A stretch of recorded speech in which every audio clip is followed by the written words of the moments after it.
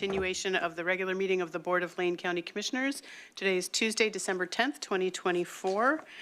And our first item up is a Public Works item, item 10 on our agenda. This is an order 24-12-10-07 in the matter of approving a contract amendment with St. Vincent de Paul. And I will welcome to the table Angie Marzano, our waste reduction supervisor. Yes? No? Your name is on the Chair. Yeah? Oh, yeah. And I will recognize Commissioner Buck. Thank you so much. I'm going to declare a conflict of interest on this particular item since it involves St. Vincent de Paul, and I'm related to the Executive Director Emeritus. And for that reason, I will step out in the hallway, and if somebody can let me know when you're done, I'll hand it back. Thank you, Commissioner. And I will just now for real welcome Angie Marzano to the table. She is our waste reduction supervisor to introduce the item. Hi, Chair Trieger, Commissioners. So this is just a procedural amendment to a contract that we've had in place with St. Vincent de Paul really for over 3 decades for collection, processing, and they assess all of the units that they collect at our 15 transfer sites for reusability.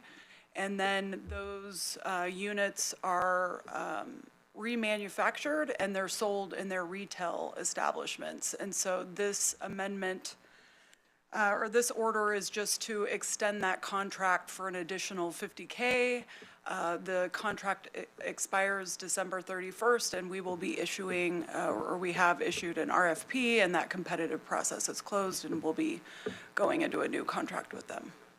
Thank you. And so this is an item that would have been on our consent calendar were it not for to give Commissioner Buck an opportunity to recuse. Yes. Great, thank you. Any questions for staff from the board? And if none, I will look for a motion. Chair, I move to approve the contract amendment with St. Vincent de Paul of Lane County, Inc., and delegating authority to the county administrator to execute the approved amendment. Expense in the amount of $50,000 per board order 24121007. Thank you. Is there a second? I'll second. Thank you. It's been moved by the Vice Chair and seconded by Commissioner Senega. Any discussion of the motion? Seeing none, I'll call for the vote. All those in favor, please signify with an aye. Aye. Aye. Motion carries 4-0 with Commissioner Buck recused. Thank you so much.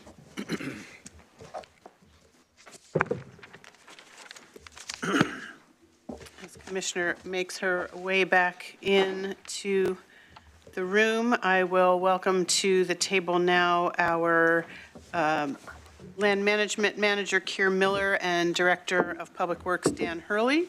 This item is a report only as follow-up as requested by the board to discuss the barriers to affordable housing report that was presented to us a couple of months ago. Good afternoon, welcome, thanks for being here. Thank you. Good afternoon, Chair Trieger and Commissioners.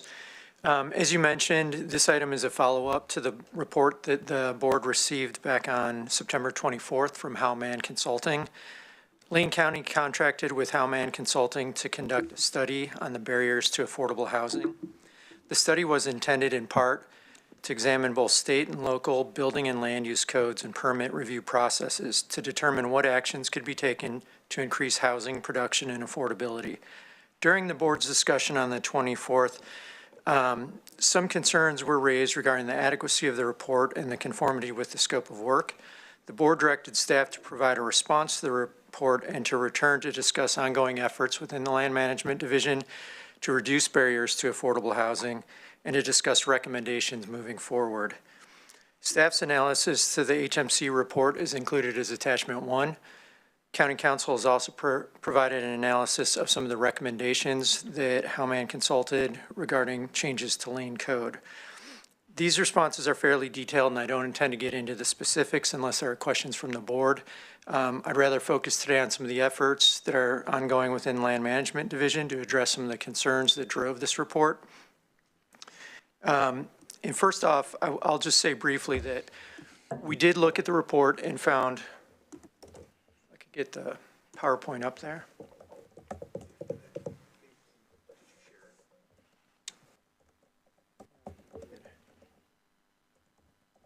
Am I on Teams? I'm supposed to share this. Yeah, everyone can do this. Super helper on this way. Sweet.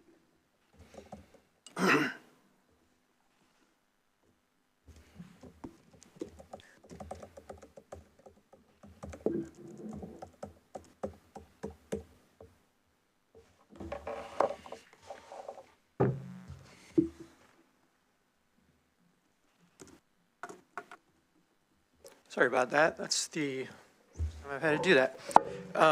So anyways, I do want to state that, we did find certain concerns with the report, but I want to be sensitive to the fact that any, critique that we might provide of a report that was, intended in part to analyze our functions and how we provide services can be viewed as defensive. And I want to assure the board that our goal is really to improve our services. We understand there's always room for improvement. There's always recommendations that we're willing to look at and try to move the needle forward to remove barriers to housing. While I say that, there were certain elements in the report that we felt were a missed opportunity to kind of advance this effort at removing barriers to affordable housing. And as such, I think the board was interested in hearing what recommendations we might have that we think could actually move the needle forward. So that's what I'd like to discuss today. There are a few dozen ongoing service enhancements and improvements that have been going on in Land Management Division over the last few years. The board is aware of most of them. They're outlined in your memo. Several of these have a direct connection to affordable housing and trying to make it easier for folks to build in the county.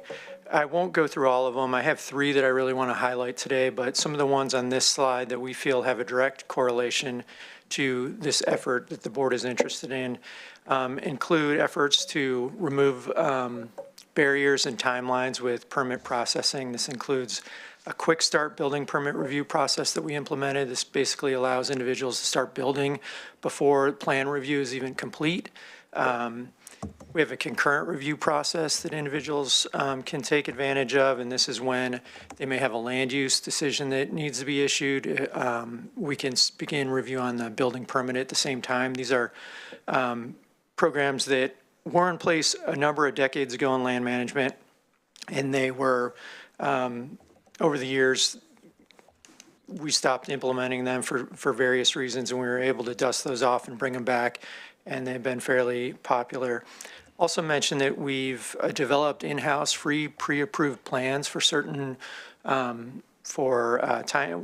homes, small modular homes, and their other units, and these are available on our website.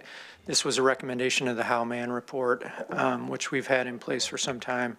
We've also, as the board is aware, implemented the accessory dwelling unit standards.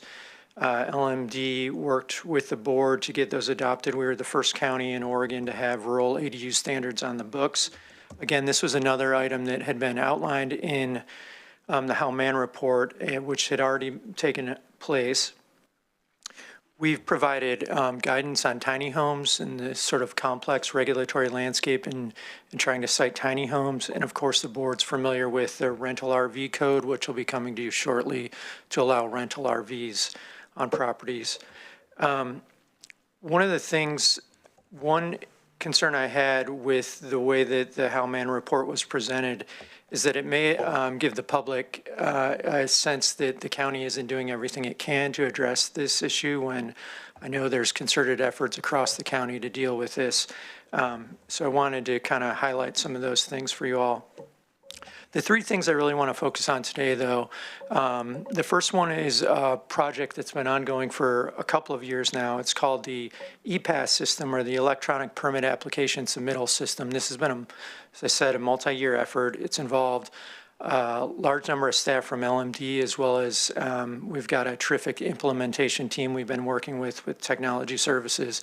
And this has really been an effort to create an opportunity for digital plan review, digital plan acceptance. So what we've created is this new tool that has several different functions, but the main one is to allow the public to submit permits online. But it also includes a very sophisticated permit navigator, which is a guided system that helps the public understand what permits are needed. So they can go onto the system, they can type in their address, they can tell it what they want it to do, and it can actually look and query all the different zoning overlays on the property, and it can tell them, for example, you're in the floodway or you're in the greenway and you need to get X, Y, and Z permits. It'll also allow them to submit those permits online, upload files, and it will prevent them from submitting applications that they're not able to submit, or from, it'll help them submit more complete applications. And our goal here is really to reduce that back and forth that we have with applicants that can delay the process. We know that delays in the permit review process can, lead to cost overruns in projects. So that's a main part of that. This system also has other functionality. Folks can schedule inspections, pay fees, submit code enforcement complaints and other things, and of course, conduct research. So these are just some screenshots of what the system will look like for the public. We have rolled this out to a number of firms that we work with regularly to do some, live testing of the system. We intend to roll it out more broadly this month to the general public. So one thing I want to mention, a real benefit of this multi-year effort has been that we've gone through significant process mapping and analysis. So we've gone through all of our permit types. This image is just one, I think this is the 16th iteration of one sort of Visio flow chart that we created. Really, you have to give credit to our technology services folks who helped us map this out, especially our business analysts who went through all of our processes and helped us identify, you know, every permit type, what is the flow of how you get to an approval. And in doing this, we were able to streamline processes and identify improvements. And this is really the sort of intelligence that drives that permit wizard that will help the public understand what permits they need. So that's really an exciting new tool that we have available. The next thing I want to discuss, which the board is also familiar with, back in October, late October, you all adopted the Blue River Community Plan. That was an effort by a number of partners in the area and land management staff, as well as LCOG, to really present a small community plan, unlike, you know, anything we've done before. As the board is aware, this plan allows a higher density of residential development in Blue River. So this is a really exciting project that can, we think, serve as a template or a model for moving forward. We have 34 other rural communities in the county, and our goal is to study those communities, see which may qualify for work like this. And this is really where we think development in the rural areas should be directed, is in these small communities where there is facilities and infrastructure to support a higher level of development. So that work will be ongoing. That's something that staff is recommending that we move forward on, is more work around urban unincorporated, rural and urban unincorporated communities and enhancing development options there. This is just an example of the zoning that was existing and it's now in place. It's no longer proposed. This is an older slide, but what it did was it enabled new residential zoning in Blue River that allows for, as I mentioned, a higher level of development, and flex zoning that allows some kind of small town, urban, mixed uses within Blue River. Again, a really exciting project that we'd like to expand further out into the county. The next thing I want to talk about, it's not really directly related to housing, but it's related to the efficiency of our permitting process, which again has been cited as, you know, the delays in permitting over the years have been cited as a barrier to moving forward with development. We've really made a concerted effort over the last few years to reduce those permit processing timelines.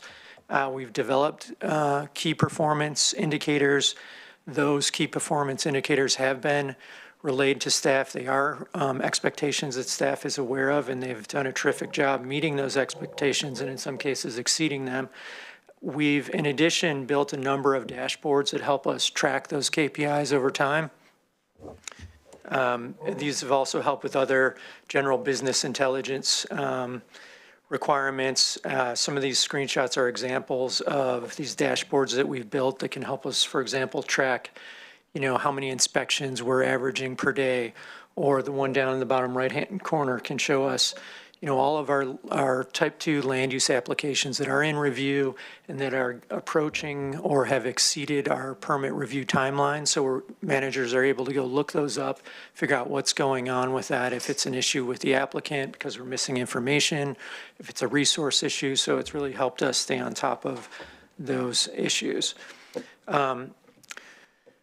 This isn't a dashboard, but I wanted to provide this to the board just to see that even though there has been this concern raised that, you know, land management may be creating obstacles for development, I wanted to assure the board that the level of building development within the county has remained relatively stable. There's, you know, this chart shows that there was, you know, a growing increase in permits after the housing bubble crash. We saw a slight dip with COVID-19 and the Holiday Farm fire, and then after that there was a resurgence of building permits, and that stayed relatively stable over time. So our permit volumes are very high right now. Our processing timelines are low. We think that we're meeting public's expectation in that regard. We do understand that there are broader challenges. Of course, land management is a regulatory agency. Part of our responsibility is to review land use applications. Our goal is to provide excellent customer service, but sometimes that service means that the rules require that we say no. We try to find solutions and alternatives for the public, but the reality is, there are certain things we can control. We can control how quickly we process permits, the level of service, how well we can explain permit requirements to the public. But at the end of the day, there are some times where our staff has to say no. We'll probably never change the perceptions from some of the public when we have to tell them they can't do something with their property, and we understand that. But we are trying to, again, move that needle forward, raise the bar where we can. So speaking of that, I want to discuss next steps. There were a number of recommendations provided in the How-Man report. I don't want the board to think that we've discarded all of those. There were a number of good recommendations in the report. However, as mentioned in the analysis, the majority of those recommendations are already in place and we're working on them. There are other recommendations, such as there was some recommendation around increasing the level of information around past zoning ordinances and putting it on our website. There were some of the code updates recommended that would address small issues for a limited number of folks. I think one you heard from public testimony today regarding the replatting process. County Council's reviewed those and is available to discuss them. Some of those recommendations we support, but the majority of recommendations in the report we've found, not a great amount of connection to actually increasing housing stock. These are some of the things that we believe will increase housing stock and that we are already engaged in, recommend the board support and move forward on. The big one is this effort to update lane code to implement clear and objective standards. This is a requirement that the county needs to adopt, and this will has staff looking at all of our residential zones as well as our other zones that have standards for residential development and really removing any of those standards that aren't clear and objective, to remove that discretion, to make our code more straightforward, to help improve options for needed housing. So that's a really large lift. That's an important effort that was not highlighted in the How-Man report, but I want the board to be aware of that. The next, of course, is working on updates to implement rental RVs into the code. The board's heard a work session on that. The Planning Commission has already recommended that change. That'll be coming to the board shortly. I did mention the work around unincorporated communities. Our goal is to work on an analysis of those communities and provide prioritization to the board of communities that may qualify for that moving forward. Of course, we are also partnering with the City of Eugene. They're undertaking their urban growth strategies plan. That's the next effort Eugene is undertaking to study their needs for UGB expansion. We expect that'll be a multi-year effort, but staff will be collaborating with the city on that. There's a lot of work still to do with the EPAS implementation and other process improvements within land management that we'll continue to carry out. And then finally, I just want to mention that there's a tremendous amount of effort in this space throughout the county in other departments and divisions dealing with affordable housing. And LMD is coordinating with the policy team. The county's recently hired a housing production manager who will be presenting to you all in January a number of different efforts. I know some of these things, I don't want to steal their thunder, but there is a lot of work being done there. And again, you'll get a presentation on this, but LMD will be working with them. They are working with various school districts to create opportunities for workforce housing via the community land trust model. They'll be identifying parcels for land banking and upzoning. There will be a study that will look at the feasibility of siting new manufactured home parks within the county, which will be a major way to increase affordable housing if feasible. They're currently working with our GIS team to conduct a buildable lands analysis, and of course seeking grant funding for housing production and housing affordability. So this is all work that land management will be partnering with that group. So with that, those are some of the high level things and recommendations that we have, and I would be happy to answer any of your questions. Thanks. Thank you so much for the presentation. It is much appreciated. I will turn it over to the board for questions, comments.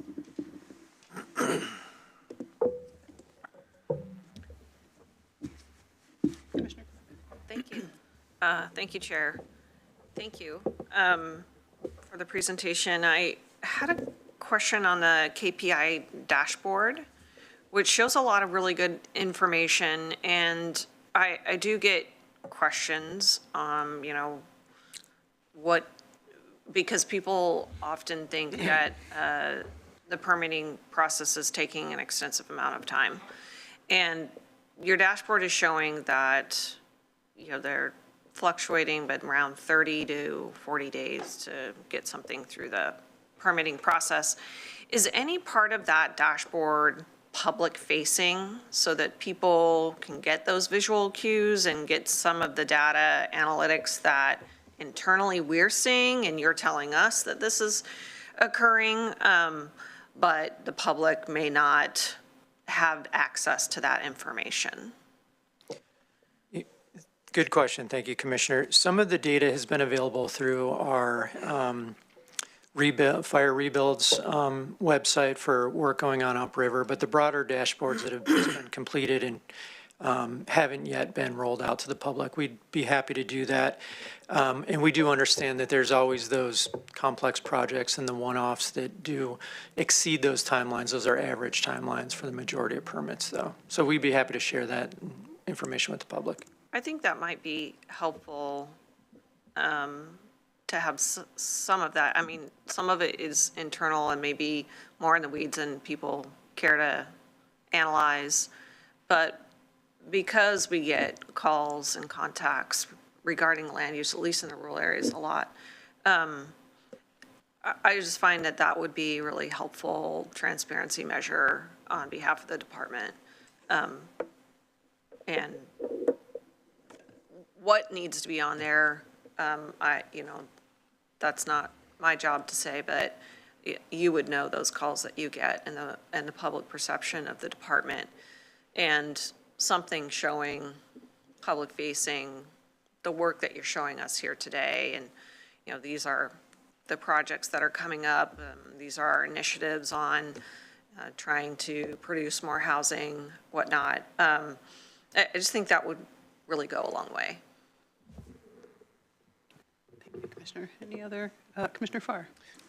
First round, I have a couple of questions, a couple of comments. Keir, thanks. Your report today gives some really encouraging messages regarding work that has started, will start, is underway, and may soon be rolled out. I'll get to that in just a second. There are a couple of dates that are really critical on this: February 2nd, 2023, and September 26, 2023. That's when we first started talking about the report, and then that's when we let the contract, or we put it out to Howman. Once again, it's encouraging to hear some of the things that you're saying, and it really does address some of the concerns that have built throughout the 12 years that I've been sitting in this seat.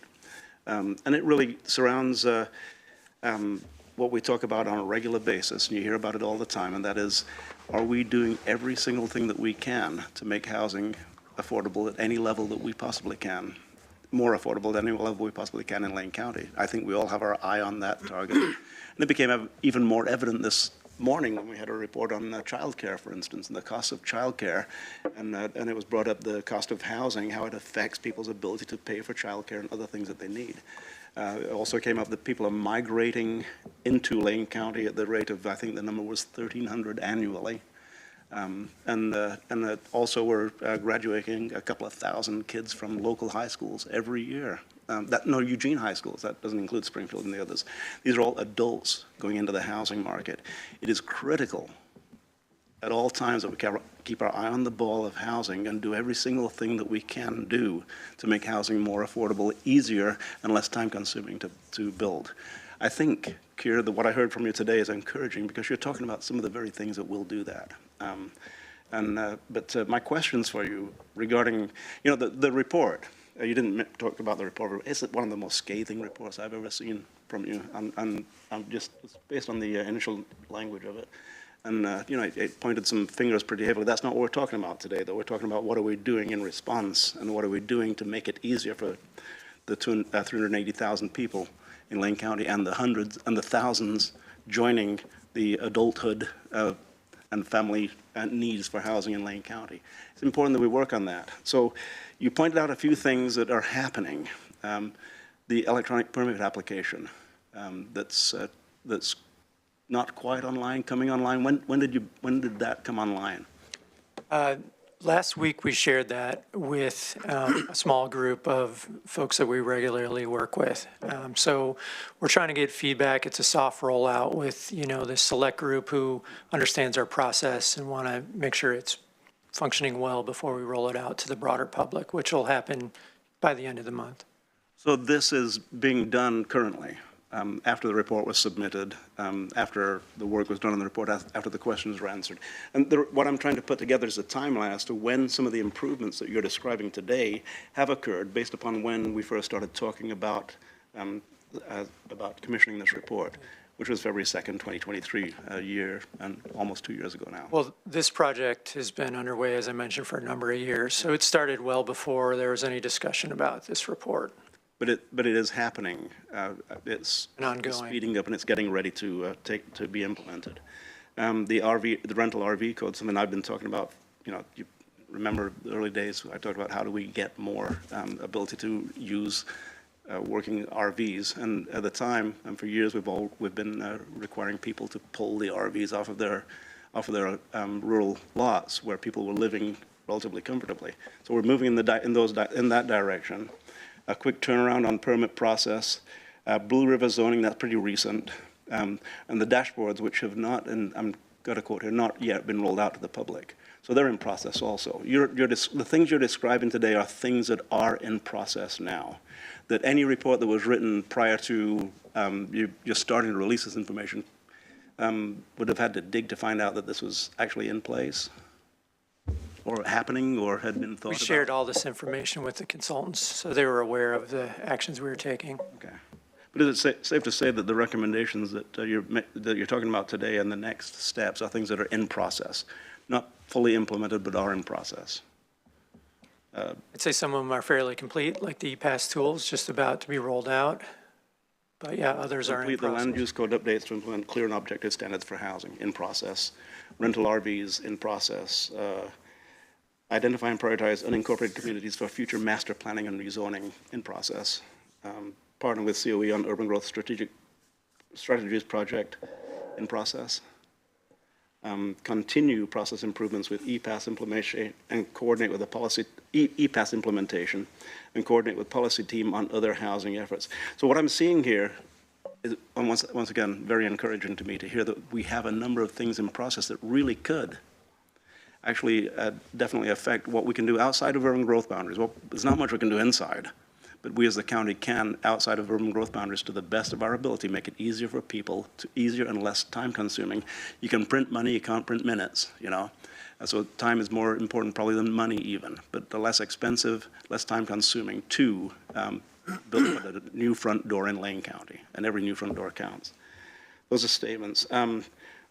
To the report, I just had a question just on one element. There are so many points in the report that I started reading last Thursday, and there are a couple of things in here that raised my eyebrows and that I'm going to have further questions on. And there's one on the proposed change to Lane Code 16.009 restrictiveness. That's just one that I'm singling out. It's HMC proposes deleting the provision which provides where the conditions imposed by a provision of this chapter overlap, the provisions which are more restrictive shall govern. So if it's easier to build, harder to build, we're going to take the harder to build, and by policy. And the response to that is, council cannot advise turning the historical practice on its head. That's a quote from the report, turning the historical practice. So I'm looking at the history on that. It says that the current version is followed by most jurisdictions with regard to interpretations of local code. And there's a common tenet in interpreting state statutes. Most jurisdictions, that jumps out to me. Not all jurisdictions. Most jurisdictions, including Lane, don't take the more restrictive. Others, it would seem, based on this, don't take the more restrictive. I'd like to find out more about that. There's not much you can say about that today, but why do we choose to go with more restrictive instead of identifying ways to be less restrictive. And I see the county cannot advise turning this historical practice on its head. I understand. We don't want to turn historical practices on their head, but how did the history evolve where we choose more restrictive rather than less restrictive when there is a choice? Now, there's not much you can say about that today, but that's an example of the questions that, as we move forward from this moment in time, I'm going to be asking regarding the responses to the report. I may have more questions, Chair. Commissioner Senega. Yes, thank you, Chair. Thank you, Kier. I like the E-Pass coming out. I think that's going to be huge. As was brought up earlier, we get it in our rural districts, we get a lot of calls about people, and, a lot of them are overwhelmed by the permitting process. And phone call I oftentimes get is, someone wants to do something fairly simple to their property, house, at a shop, and if they seem a little overwhelmed, they're asked to get a permit planner, like, out of pocket, so they would have to, on top of everything else. Do you think is this something that could help alleviate that, or is this something that, like, kind of like we did for Blue River when we hired an extra planner? Is that something that's maybe being brought on full-time to help people with this, in their eyes, complicated process? That's certainly a goal of the permit navigators, to help them understand permit requirements and the process and guide them through that process. I will say that there are going to always be applications that are very complex, zone changes, other applications like that, that, they will need some expertise and assistance if they're not pretty savvy on their own, and we can't build a system that can guide them through that. Well, do you think, in your opinion, that this E-Pass, at least, I'm hopeful that it'll eliminate the back and forths and the unknowns when somebody goes to write a permit and then they have to have a geo study done later that they didn't know about when they started the process. Is this going to eliminate those kind of back and forths?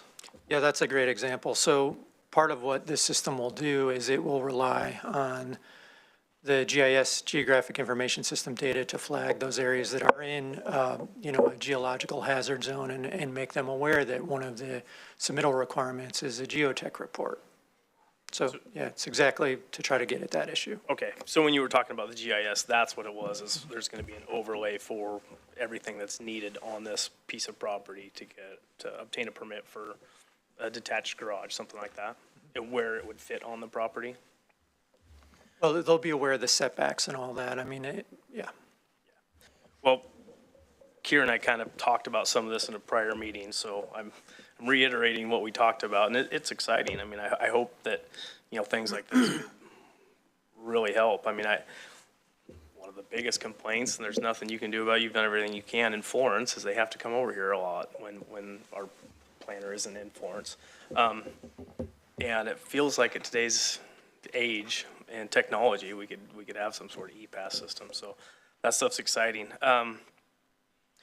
We're not going to get into lot line adjustments today. I mean, you and I talked, that's a whole nother work session that maybe we'll have to look at. But one thing that, reading through the report, that I thought was interesting, in 3 years, there's been 13 lot line adjustments that have led to an actual building of a new house, and the average on those houses was almost $1 million, $900-something thousand. So in my mind, that, you could look at that, well, that's not attributing to affordable housing, because I can't afford that. But I look at it like, well, the only people that can afford to go out and do a lot line adjustments are the same people that can afford to buy to build $1 million house. So is that process too complicated, too cumbersome for the average Joe to go out and be able to make a lot line adjustment and maybe build something else on a piece of property? I have people calling that they go in to look at a lot line adjustment and we can't afford to do it, so why put the effort forward? So I don't know what that looks like, but the more we dive into that, it would be interesting to see what that cost is and what we could do to break that down. And really, I mean, maybe the first thing we do is to see how many possible lots with lot line adjustments are even plausible before we go too far. But in my district, that's always a hot button topic. So. Yeah. One response to that, I'll just let you know, one of the things we've kicked around over the years is just trying to adopt a map, snapshot in time of all of the legal lots that are out there and just have it be done. And then people wouldn't have to go through that process. And we dug into that pretty deeply a number of years ago. And we also drafted a code that would say if you meet X, Y, and Z standards, you have a legal lot. These are, under these circumstances, this universe of circumstances, you could qualify for a legal lot. There were challenges to both those, legal challenges and concerns from the development community that those might limit options as well. So it is a complicated area, and we want to dig into it more and make the process simpler, but it's just a really challenging area. Gotcha. So that's what's kept it as kind of more of a case by case. I see we have Eric in the back from kind of the policy team. It'd be interesting to see if, with all the, just talking, so Adams isn't here, but if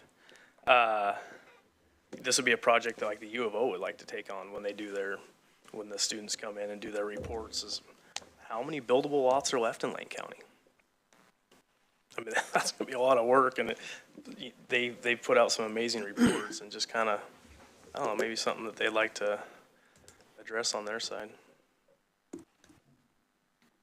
Yeah, and I will tell you that the issue of buildable residential property as well as industrial land is obviously, housing development's been a big issue across the state for many years. Industrial development is also a big increasing issue. The availability of the readiness of industrial lands and the scarcity of industrial land. So I'm just kind of pairing those together, that there have been a lot of conversations about, and I anticipate there will be more and more conversations about readiness of both residential and industrial development. Yeah. Well, and it is really interesting too, especially with today's times. You have two, what I would call vibrant communities, one in Commissioner Buck's district and one in mine, that are facing housing moratoriums. Well, they're up against them. So that's, that's a whole nother thing that we need to tackle. And to me, that pushes the UGBs and opens us up to, and I guess you won't call rural building infill, but that kind of, getting creative with lot line adjustments and stuff. So appreciate it. Vice Chair? Thank you, Chair. Yeah, I'm just taking it in. I am ecstatic that we're here. I think this is a really great place to be. Thank you for the report. It was not what I expected, pleasantly. I was dreading this meeting, honestly, thinking that we were going to get into a bloodbath of he said, she said. So I appreciate the fact that we're all on the same page. We all are believing this is about people and about housing and about how we can do better. So in that vein, I'm going to skip 3 pages of my notes and go to the good things. I think the thing that struck out to me, as Commissioner Senega just mentioned, he asked the question of how many buildable lots are there in Lane County? Well, if we need to build 16,000 homes, on the average, that's going to be between 1,000 and 1,500 acres required to do that. So when you ask about how much land that we're going to have available to build what we need, that is the purview that we're looking at. So that's one of the challenges we can put on the shelf that I want to talk about. The other thing I'm going to look at too is just part of the Lane County strategic plan. Maybe we've dropped the ball on this, Keir. Maybe the county has dropped the ball on your department and left you out as like the survivor looking for the next guy to, kick off the island, because that's all the resources you have. Lane County Strategic Plan says that we're supposed to invest in land management division to ensure adequate and sustainable staffing levels and resources are available to be responsive and agile in meeting current and future housing needs and customer service expectations. So my question is, am I doing that for you? Have I created policy in the last 2 years or helped you do that? And my answer would be no, we haven't. So as we look at the budget, let me just put in some budget thinking here. Is obviously I make no bones about this, my highest priority is public safety, but maybe we should look at other things we're funding that aren't paying the ROIs as land management would do if we funded it adequately to give you the resources and staffing you need. And I'm hoping that resonates with you as it does with me. So the other thing I want to just bring up too, I'm going to just kind of unload most of what I have, because I think it's one deal with me is going to be fine. You're kind of in a no-win situation. I mean, let's face it, land management. You come in, someone says, hey, I want you to say yes. Well, their neighbor wants them to say no. You come in and you say no, and they want you to say, you're just hosed either way you turn, right? And so the thing that is about this no-win situation, I got an email that was very interesting from an engineer that really typified this whole idea. They said, the thing that they struggled with in this no-win situation is it's difficult to get information, clear, good, guided information prior to completing an application. And one of their suggestions was, could the county do some of the things that I've experienced with the city of Springfield and Eugene? Could you have like a pre-planning meeting where I paid, some of the developments I've done, I've paid $500 to come in and say, I want to do this. I want to stuff a food truck trailer in a commercial building and make this a party or whatever I want to do. And they say, okay, Mr. Lovell, you can, and we guide it through there so we know then how to apply for the permit or how to shape the idea or even how to redesign what we're building. So maybe that might be something that the county could resource you in doing. Comments, go ahead. Great suggestions. Obviously, more resources could help, so you won't hear any complaints there. But around the pre-application conference, we do offer that. Unfortunately, it's expensive, and so it rarely gets used. So part of us being fee supported, we have to charge for those meetings. It's over $1,000, so we don't see a lot of people take advantage of it. It makes a lot of sense in cities where there's a big development going in and it's a complex project and there's a lot of money on the line. People will invest in those pre-application conferences. For some of the smaller developments in the county, people just don't take advantage of that as much. But if we could lower those prices, maybe we'd have some more people taking us up on that and really kind of avoiding these pitfalls to begin with. Yeah, that was kind of my next question is what's the average cost of staff time? You're talking $1,000. You're probably involving 2 or 3 people in that meeting at a time. Probably, I would assume that Ann would be in there, our council and some other folks. So that would probably up the ante on that cost. So, even at $500 for us to be involved in Springfield, we have to be fully committed to doing that meeting because it's not, $500 is, a couple nights out at a nice restaurant. So, yeah, anyway. That thing that I'm also thinking about where we're at and kind of maybe the history of some of the complaints that I've received since being a commissioner for 2 years. Are we still kind of in a perfect storm here I remember about 2.5, 3 years ago, we had some significant layoffs and changeovers and retirements out of the land management division, and then you got hit with the Holiday Farm fire. I mean, talk about, a couple of beats upside the head with a baseball bat. So are we kind of coming out of that? And maybe, is that where some of this complaint swirl is coming from, is because we're just trying to play catch up in this environment? Yes, I definitely think so. We are coming out of that. There is a fair amount of turnover in the land management in our entry-level positions, and I don't know if this is a generational thing or what, but people are moving around a lot more, and we do have some really challenging entry-level positions that these are the folks who provide assistance at the front counter. So that's something that we haven't seen go away. But we have, we've caught up on the backlog of permits from the Holiday Farm fire. We've staffed back up. So we are, we're out of that perfect storm, if you will, but there are still challenges that remain. Okay, and so then as we move forward in this, I'm looking at the report, I've read it a couple of times now, and I read your report a couple of times, and I'm thinking, okay, so maybe there's some things here that aren't relevant, things that are relevant, but what would you say if in the next year we would both commit to each other, the staff, the board, if I got head nods, if the board would commit to you, the land management division, of having 6 work sessions in the next year, to where we would address the 28 suggestions, they could be, some of them could be thrown out quickly, some of them could be stewed about, of the How-Man report, and some of the things that you see that could be better done. How could we work as a team on those 6 work sessions going forward? And would you agree to that? Then at least, in my mind, I'm taking my constituents' concerns, and Commissioner Sanigas and Commissioner Bucks and everybody else who gets phone calls, and we're doing something to make sure we move the needle. I like the slide you posted very first when you said a lot of those incremental steps, came back as a massive change, and I think incrementally we still need to be at task of doing that. What do you think about that idea? Well, Vice Chair, I'll just point out that there's a tremendous amount of work that land management is taking part in right now to address affordable housing. going through 6 work sessions and then, and breaking down the recommendations in the report, several of them, which I think we could dispense with pretty quickly right now, just saying that we already do a lot, like half of those things. And the other ones, there is an analysis in the report that kind of talks about why or why not those might make sense. I guess that's a longish way of saying, like, I don't know if that's the greatest use of staff resources. I wouldn't be, if it's head nods from the board, of course, we'd be happy to come back and work through those items. I think there's probably better ways to use our limited resources that would have greater effect. I can appreciate that response, thanks. And I guess my response back to that was, I want to make sure that if we're a county that's providing services, Land Management Division is a service we provide. And of all the other services I've experienced since I've been here, mental health, healthcare, H&Eds, all of those kinds of things, we continue to make improvements of that, and they continue to come back and involve the board in the growth of that. And so that's the reason I suggested those 6 work sessions. And I understand short of time, and I understand going back to my original comment about we need to invest in it. Maybe that's an investment thing. But I think for me, if there's a lot of things going on within the Land Management Division that you're already doing, and I'm unaware of that, I become ineffective rather, to the people who call me to explain really what we're doing about their issues.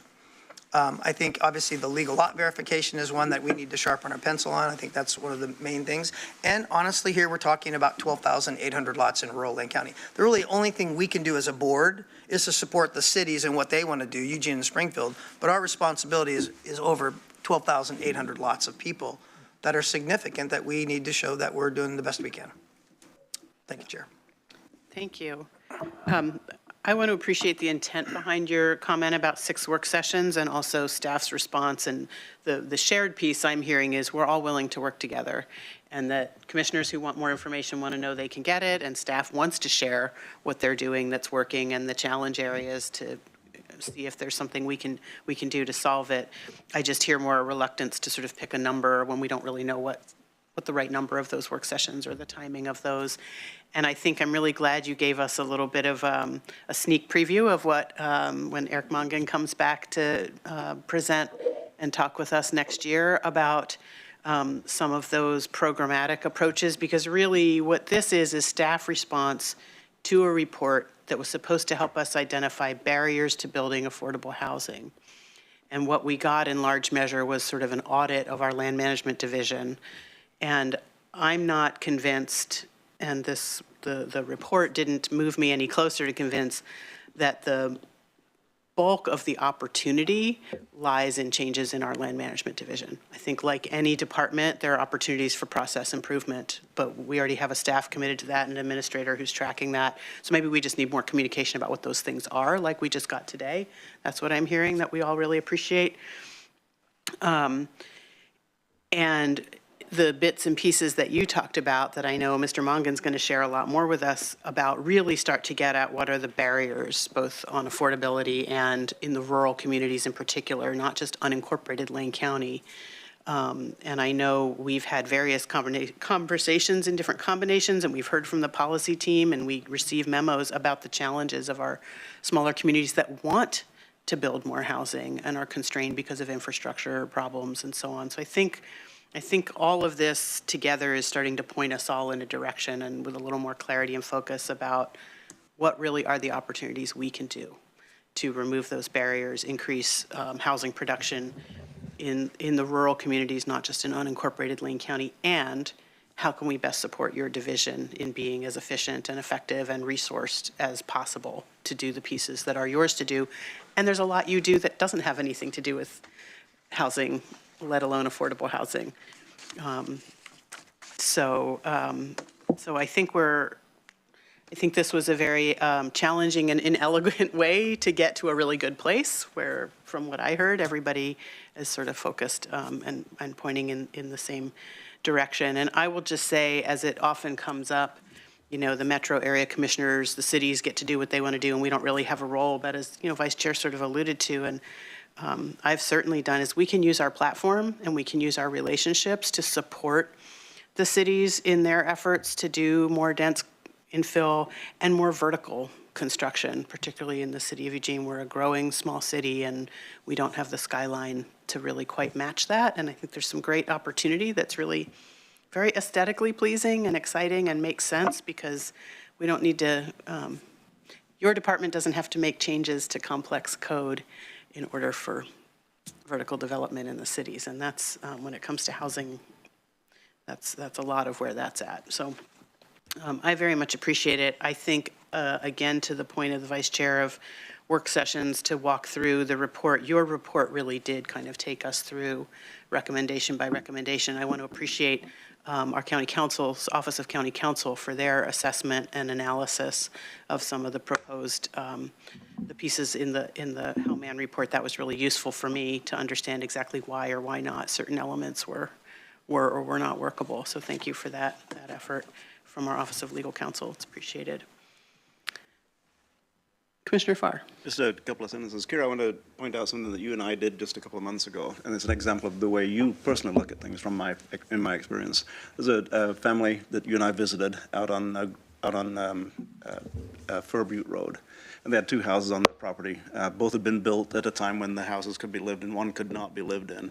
And at the end of the day, I'm not going to go into details, but you personally reassured them that we're working on every single thing that we can do to make that kind of a situation more usable.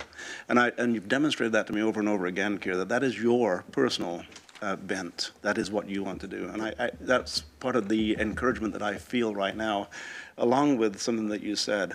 There are certain things that we can control, but at the end of the day, the staff has to say no. Of course, it's like a parent, I can't afford that bike, whatever it may be. At the end of the day, you will have to say no, and that's not going to change. But I'm leaving today hearing you say that you're going to do everything you can do to make it easier for the people that we're serving, because we're the only people that can do it outside of the urban growth boundaries.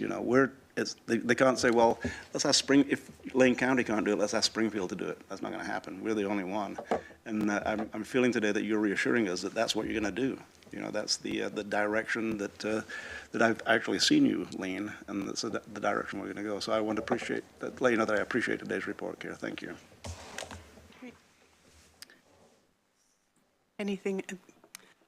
I would just like to note Yeah. that I didn't see this presentation beforehand. I have great confidence in Keir and his leadership, but it was the first time I saw that graph with the small steps leading to massive change. And that is really what I have seen in Keir's tenure as a division manager here.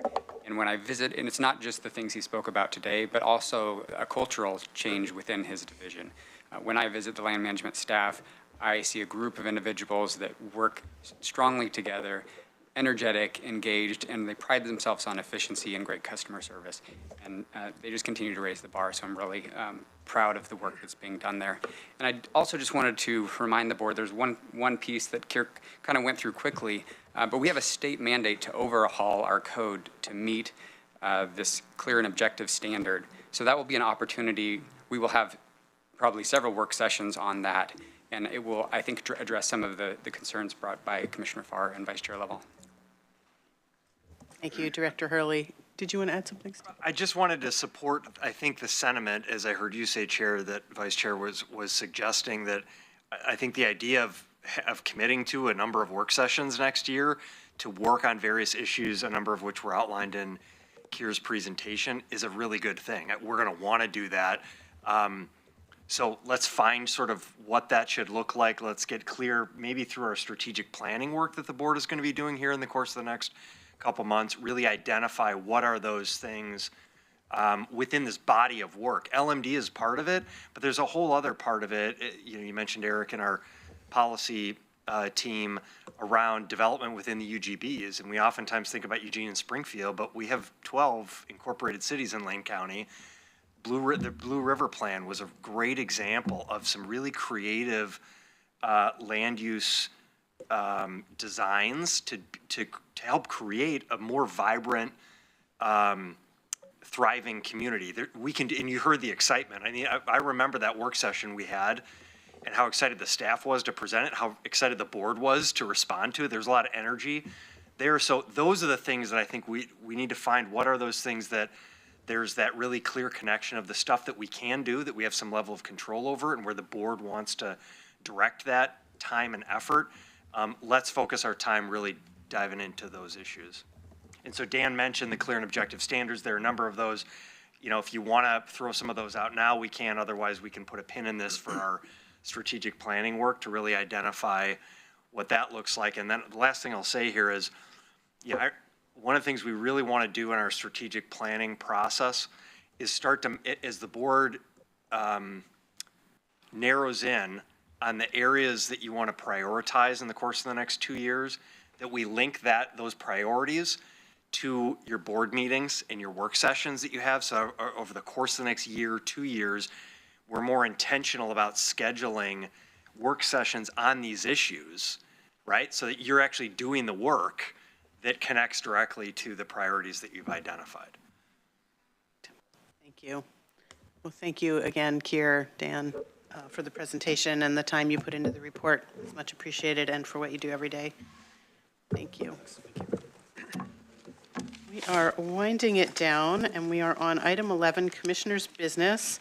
The first one is I just want to give a quick update on our county council recruitment, more for staff and the public. All of you on the board know this, but just as a recap of the show so far, on July 16th of this year, the board approved an order on our consent calendar and selected Reftelis, which is an executive search firm that's been assisting us in recruiting for our new county council. Heather Gans is our point of contact with Reftelis, a senior manager there who's been, who we've and our HR staff have primarily been working with. Over the last several weeks, she has compiled a list of interested applicants. Last week, on the 2nd of December, this board met with Ms. Gans in an executive session to review the initial group of applicants and identify which of those applicants the board was interested in moving forward to the interview phase. On December 11th and 12th, so later this week, the county will be interviewing 2 applicants from this pool for the position. The interview process will include 3 interview panels, plus a meet and greet opportunity exclusively set up for the Office of County Council. Every staff member in that office will have a chance to interact with these applicants. Should the board select someone from this process for further consideration, the board in a future public session will direct our human resources department to work with the recruiter to conduct background checks and reference checks and enter into discussions and negotiation for employment. And so that is the update on that process. If there are any questions or other comments from the board on that, seeing none, thank you. Moving then into on Commissioner's Business announcements. Any announcements from the board today? Commissioner Senega. Yes, I just want to let everybody know that Mayor Weiss from Veneta hung up his gavel last night at the Veneta City Council meeting. He was their mayor for 6 years. Him and I worked a lot together. I think I was in office for about 2.5 days before he hit me up about that bridge between Veneta and Elmira, the pedestrian bridge. So he's been just a real advocate for Veneta and our rural communities, and we'd like to thank him for his service. Thank you, Commissioner. Vice Chair. Thank you, Chair.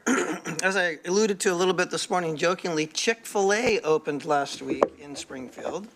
And if you're a little bit, tenacious, if you're a little bit tepid about going out to the Gateway area, surprisingly, the traffic's working pretty well. So if you get a hankering for chicken and you want to wait, 30, 40 minutes and support local economy, I would invite you over to Springfield. Other announcements? Commissioner Buck. I'll share one thing, although I'm still debriefing. Last week, I was able to go down to Sonoma, California to talk about their wildfire recovery. And one of the things I found really interesting, these are commissioners from all over the United States there. And as we were touring, a commissioner from Texas had asked the California emergency manager there. By the way, Sonoma has 16 people in their emergency management department. It is a fully staffed emergency management department, and we have a lot that we could learn from them.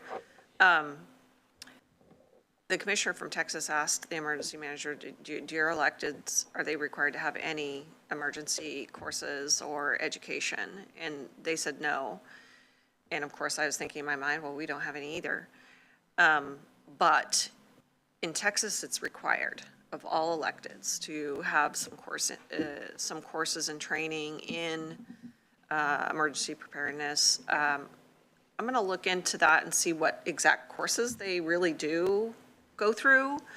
Not that I think that we should require that here in particular, but, I mean, in certain counties in Oregon, this is a reoccurring issue and not something that newly electeds are educated in when they start service. So I'm going to look into that a little bit further. I'm interested, even if it's not an obligation, to know what they do in more disaster-prone areas than us, and just learn from that a little bit more, and then debrief with a couple of other staff members that went up as well. Thank you, Chair. Thank you, Commissioner. Well, yeah, Commissioner Siniga. I have a backup comment to that. I think we've talked about commissioner onboarding before in the past, and I think just starting off with a breakdown of how the ICS events work would be very helpful. You know, means that I've been through the ICS up to 900 trainings, very familiar, and love to share that with people. But if you came in not knowing what ICS stood for, let alone the different command centers, and I mean, it would be overwhelming. I think that would be a great thing to implement into the commissioner onboarding, what that looks like. Could be something to talk to our association director about, think about at least offering Yeah, maybe voluntary county training. college would do that. Yep, yeah, exactly. And Great. Chair, if I may, I participated in a National Association of County Administrators idea exchange last week virtually. We did an hour talking about a new elected official onboarding. And so it was sort of an information share among county administrators across the country about what does everyone do and best practices sort of for that. So I think that's a great suggestion about ICS. And I want you to know that we are working, it's one of our goals that we've established to develop a more robust and clearly defined onboarding process for new commissioners, as well as other electeds. But, you know, typically what happens with the sheriff, the DA, and the assessor, as we've seen historically in Lane County, is they come from within the organization, right? And so there's less of that, you know, those are folks typically that have already worked in the organization and have a good sense of what's happening, whereas commissioners come typically from outside of the operations of the organization. So making sure we have a way to orient and onboard is important. And I would, That's all to say, yes, we'll incorporate these ideas into yeah. that And effort. at the risk of turning this now into a work session about commissioner onboarding, but I would just note, at least in my experience, I would say too, to map it out over time, because what tends to happen is, here's all the information all at once in your first 6 weeks, and you're sitting in your meetings for the first time, and you're getting to meet the staff, and pacing it out throughout a period of time could be, With the fire hose. more of it might stick. I will just, Commissioner Siniga inspired me mentioning the Veneta mayor, that Eugene Mayor Lucy Venus will have her last council meeting this week, and she has been really admirably heading up and serving as mayor. I've had the honor of going on a couple of United Front trips with her, and she has governed the city through a lot of really historic and challenging times, and also a lot of really exciting new development and building and growth. And so want to wish her all the best on behalf of at least myself and Commissioner Foy. We should also then mention Cresswell Mayor Dave Stram, who has conducted his last meeting as the mayor of Cresswell. And admirable work for a lot of years. Longstanding, yeah. Thank you for that. Great, thank you all. Are there any future board assignment requests? Commissioner, or Vice Chair? Thank you, Chair. To Mr. Moker-Heiske's response about what we're going to do and our priorities for the next 2 years, I want to suggest that we do go ahead and schedule 2 work sessions with LMD in the first quarter of '25. to establish clear goals and actions we can take to move the needle forward in the face of barriers to housing, which was the quote that Keir Miller said. So I think we should commit to 2 work sessions so that we can clearly establish where we want to be at the end of '28 and to see if we can actually have a KPI on the performance of our board. Just a clarifying question. I certainly support us exploring the ideas in more in depth that were presented today, and how those are going to be rolled out and seeing the results of those in the coming months. I would really like to know, like, what kind of content that we want to review first. And in asking them, maybe they just return and do a little more in depth about what they're rolling out before I would commit. But I want to make it clear to the board that I do really support having some continual conversation and work sessions with LMD coming back. I just want to be very clear about what we're asking of them, given that Keir did note their time constraints and staff constraints. Is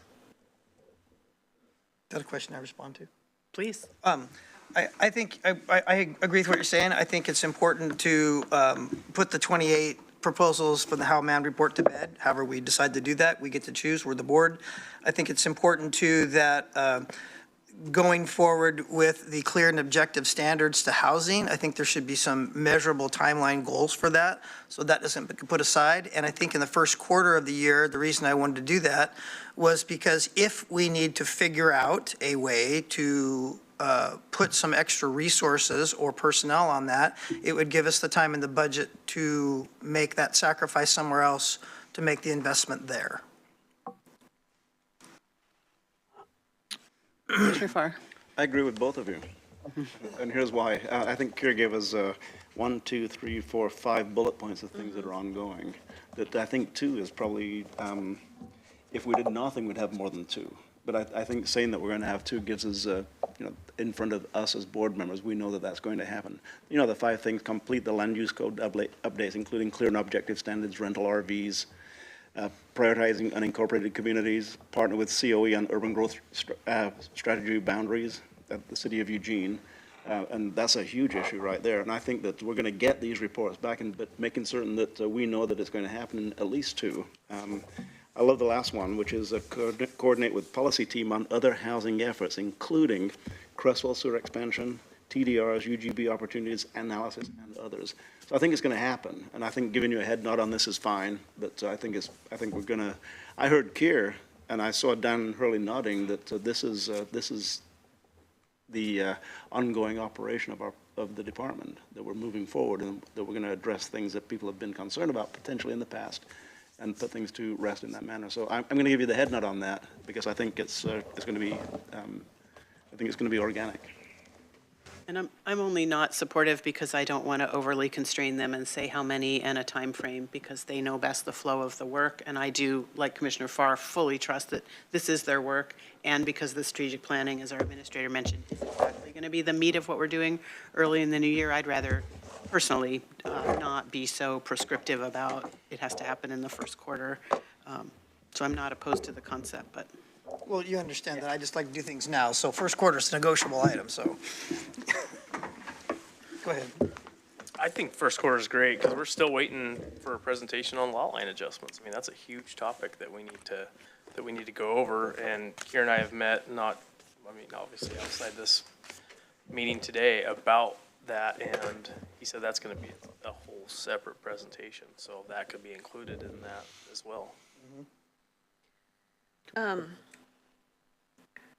Would you be amiable to, over the course of this next week, before our last meeting next Tuesday, to have our administrator talk with Keir and propose back what 2 upcoming work sessions could look like for us in the coming year, in the first part of the year? I could be involved in that meeting too, if that helps. Just maybe hold this till next week after, so they can have a conversation. I mean, I see if we decide, no, I mean, I hear what you're saying, and I would say if we went ahead and got head nods on this and it didn't pan out, then I could take it back next week. I think the sooner we get on it, rather than put it aside a week, the better. Just my own personal opinion. It seems like you have 3 head nods either way, and that I'm hearing some flexibility to just, it's now an assignment, but that may be a refinement of the assignment next week after a discussion with staff, maybe not. That's what I'm hearing.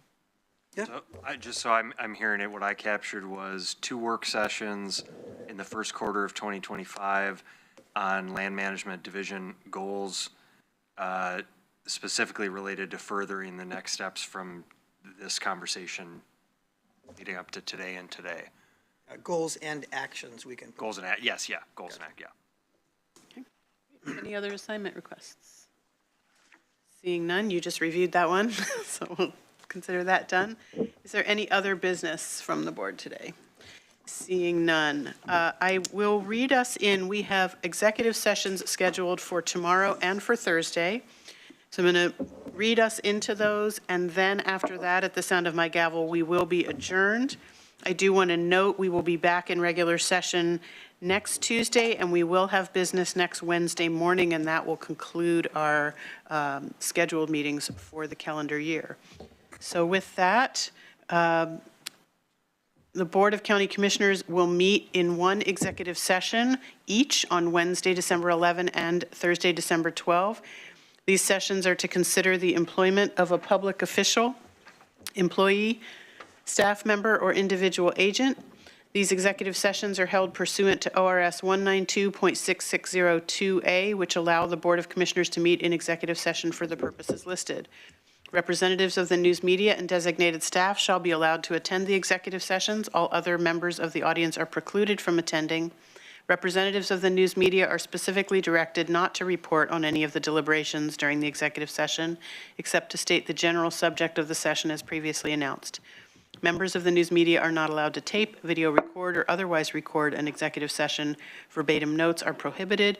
No decisions may be made in executive session. We do not anticipate returning to public session after either Wednesday or Thursday, the 11th or 12th of December's executive sessions. With that, we are adjourned.